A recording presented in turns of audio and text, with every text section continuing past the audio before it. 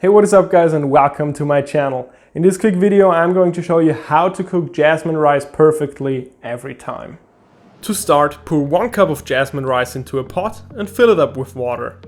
You always want to wash your rice to get rid of some excess starch that would otherwise clump up your rice. I always wash my rice 3 times like this. Use a colander to strain the rice so you don't mess up the ratios and put it back into the pot.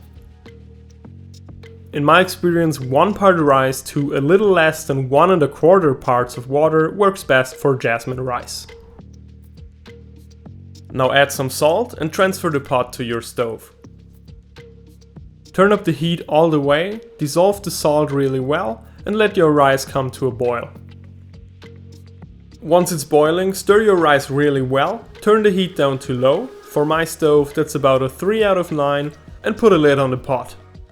Let your rice cook for about 10 to 12 minutes. Optionally, you can also flavor your rice with something like cardamom pods, a lime leaf, some lemongrass, or maybe even saffron.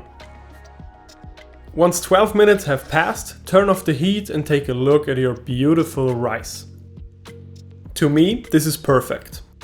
There is nothing stuck to the bottom or burnt, and the rice has a nice fluffy, a little grainy and certainly not mushy texture. And I think this is what we're looking for. And this, my friends, is how you can cook jasmine rice perfectly every time without the need of a rice cooker. Thank you guys so much for watching. If this quick video was helpful to you, please leave a like, comment down below and consider subscribing to see more food related videos. See you next time. Bye bye.